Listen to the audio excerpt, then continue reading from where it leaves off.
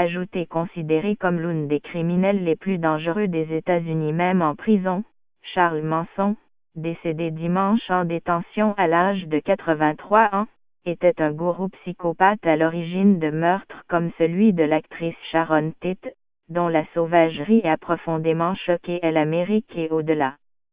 À la fin des années 1960, il avait ordonné à ses disciples de tuer au hasard les habitants de quartiers chics et blancs de Los Angeles, dans l'espoir de déclencher une guerre raciale apocalyptique. La famille Manson commettra au moins 9 meurtres. Mais c'est le déchaînement de violence des 9 et 10 août 1969 et ces 7 morts qui marquera le plus les esprits. Parmi les victimes, Sharon Tate, la femme du cinéaste Roman Polanski, alors âgée de 26 ans et enceinte de 8 mois et demi. Sur ordre de Manson, qui n'est pas présent, l'une de ses adeptes, Susan Atkins, commet le meurtre. Elle écrit ensuite avec le sang de l'actrice le mot pig, porc, sur la porte d'entrée.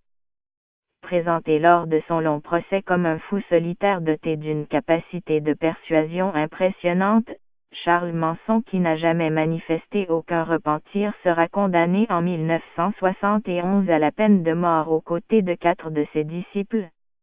Les peines seront commuées en prison à vie. Il fera 12 demandes de libération conditionnelle, toutes rejetées. Le gourou s'était présenté au procès avec une cicatrice en forme de croix gammée sur le front. Des disciples l'imiteront. Une prophétie inspirée des Beatles. Né le 12 novembre 1934 à Cincinnati, dans l'Ohio, Nord, sa mère n'a que 16 ans. Le jeune Charles grandit sans amour parental. Il ne connaîtra jamais son père. Son enfance est chaotique.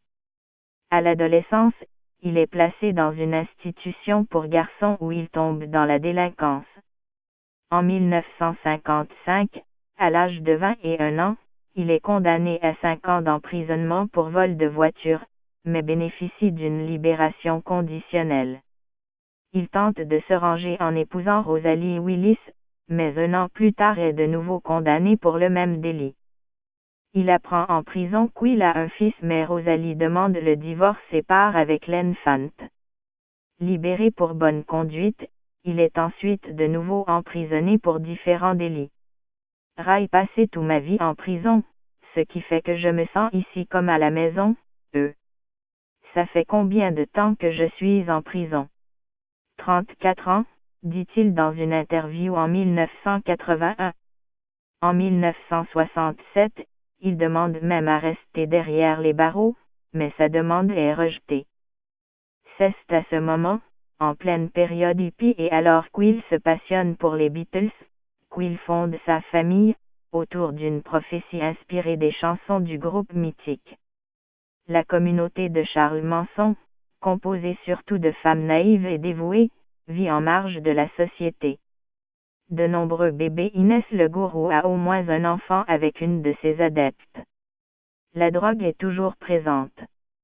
La communauté, d'abord nomade, s'installe dans des ranchs de la vallée de la mort.